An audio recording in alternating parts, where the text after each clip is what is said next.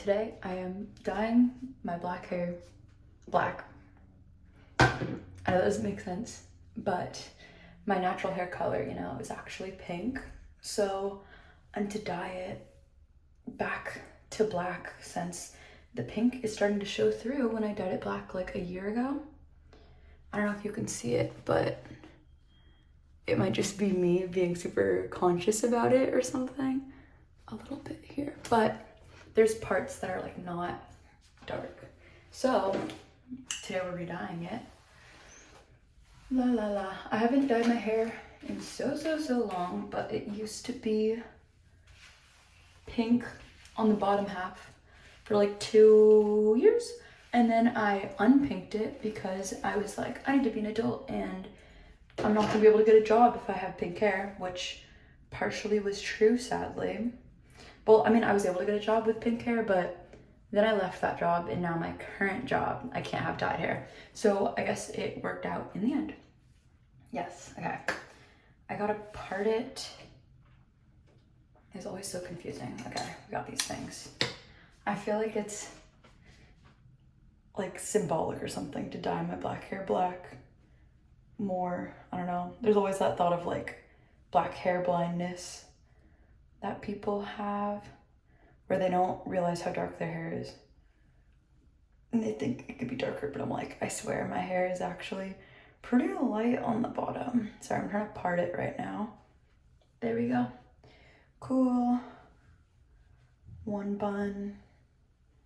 I don't know how to tie this. I mainly just want the bottom parts of my hair to be dyed. Maybe I'll use these two. There's one and the other. Two.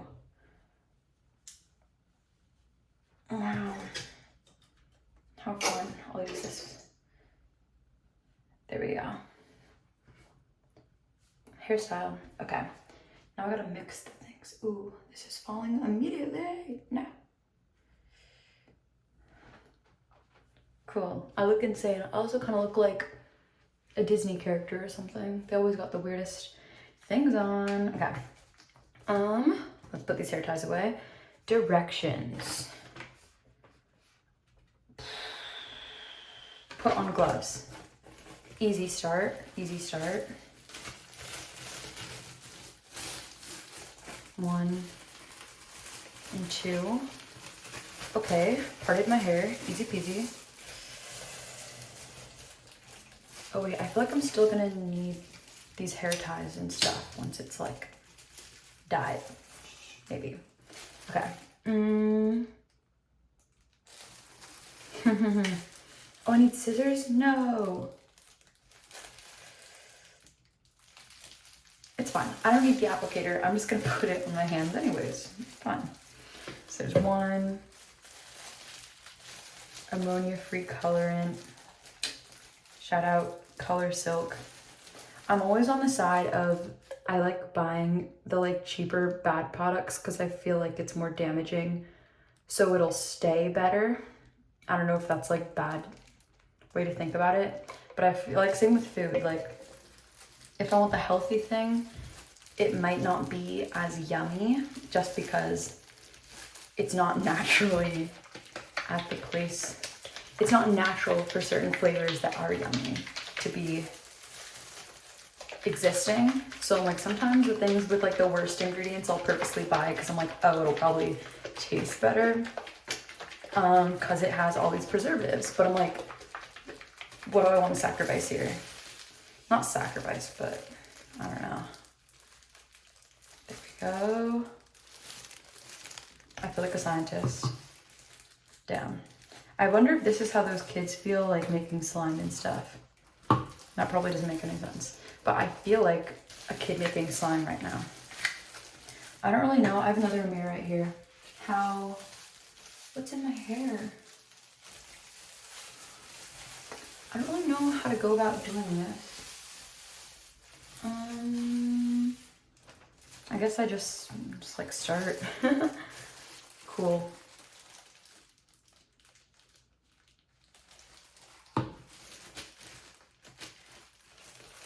This feels so weird.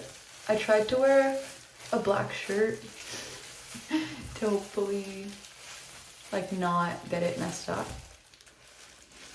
I can't tell if it's applied because my hair is really dark. This is going great, it's going great. I mean, I just want it to be an even color at the end of the day because it bothers me when I like put it in a braid and then part of the braid gets lighter at the bottom and it's confusing. So I'm happy to finally be back to consistent hair coloring. Ooh, there's some on my neck. I'm going to a concert later and I'm hoping to not get dye all over myself. Keyword hoping. Yay. It also sucks because I know that black hair is super hard to, black dye is super hard to get out once it's in. So I'm hoping this won't be an issue in the future, but that's a problem for future me.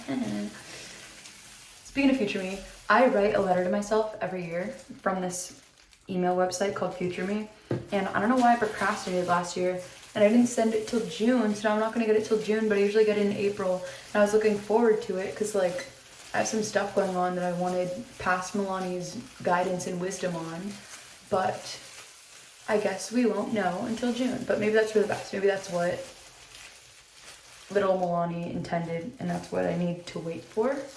So that's fine. Okay, other section of hair. See, I don't know if you can see how light this is. Or if I'm just hypercritical because it's me, but all Gucci, all good, all good. I used to not care about appearance at all, but I feel like as I've gotten older, I've realized there's so much power in the way you look, in the way you portray yourself, in terms of people respecting you. And it's like, if you look disheveled and you don't put your best foot forward in all aspects, why it's hard to, not so hard to expect people to treat you well, but first impressions do matter. And I always want to give the first impression in every aspect, the best first impression, and I always want to be like the best version of myself possible. So I feel like those go hand in hand with taking care of yourself and sleeping. I mean, I don't sleep much really, but I'm trying to get better at sleeping. I'm trying to sleep at night, but it's hard when there's so much things to do and so many things I want to do constantly to sleep ever. Because I'm like, oh, should I sleep or should I work on the spreadsheet or should I do some music? But I feel like I have a good balance and a good understanding of myself and my boundaries, and when I do need to rest, I can take the time to do so. But I'm also not over resting, and I have my priorities with all things, so that's good. But yeah, on appearance, I feel like putting your best foot forward in all ways and always doing your best is something that leads me in a lot of ways, and I never want to have regrets or anything. And I feel like regrets happen when you don't give your best version of yourself, because I feel like I can't have regrets if I know that I did everything I could to do what I want and to get what I want. Where at the end of the day, I feel very content with where I'm at because I know that there's nothing I could have done to change where I'm currently at. And I feel very fulfilled with that, in knowing that whatever I did do was the best I could do, and there's nothing there that's going to keep me up and keep me going, oh, like what if I did this instead, what if I worked harder, what if I stayed up longer, what if I wrote this better, because I know that that version of myself was the best version of myself at that time. So I feel like going through things with that mentality has helped me a lot recently, and just helped me in interacting with other people and stuff. I feel like I've been watching, I love TED Talks and I love self-help books and I love philosophy and psychology, so it's been, I don't know, I feel like I have a lot of wisdom and understanding of the world and things that I don't get to share with people often, so I wanted to like vlog a little bit and just talk.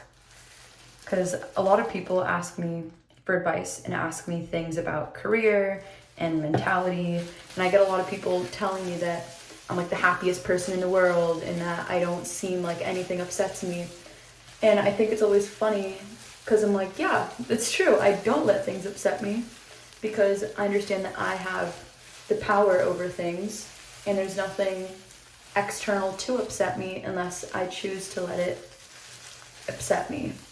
And I feel like once you realize that all these things that could be hurdles in your way aren't necessarily hurdles physically but mentally, because if you just overcome them, I know it sounds easy to say just get over it and things, but it's not a just get over it, it's a don't let it prevent you from doing other things kind of thing. And of course there's going to be some things in life that you won't have control over and that are going to be in your way, whether it's health or whether it's certain people's ways of treating you or relationships or family or all those things. But again, you give power to all these people in your life, and it's not necessarily them doing anything to you, it's you doing things to yourself in the way that you allow other people to get in your way and you allow them to stay in your head, and you're the one that gives them the power to impact you in any sort of way, because in the end of the day everyone's a stranger until you decide to give them a place in your life and a place in your mind. And I feel like that's something I've been working with a lot relationship wise with a person some people, well yeah, with some people actually. There's some relationships I've realized I haven't fully been at a healthy place with, and I'm happy that I'm now older and able to recognize those faults in myself and recognize that at the end of the day people are going to act however they want and they're going to act in their own best interest. So whatever they do choose to do, that's not going to affect me and affect my mood. And I feel like it's not fair to myself to let other people affect me so deeply in that way. And of course you want to blame them and you want to say, how can you treat me this way? How can you do this when I did all these kind things and I loved you, blah, blah, blah. But at the end of the day, no one is entitled to anything.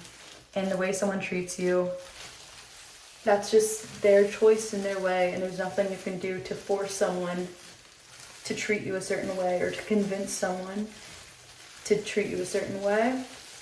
And I think that understanding that, I don't know, not necessarily that we're alone in the world, but understanding that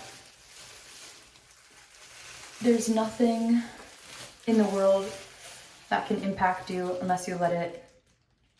No one, I guess, emotionally, that can impact you unless you choose to let them get in your head and let them mess up your day. If you're checking your texts all the time, if you're checking if they posted, you're checking if they saw your message, anything.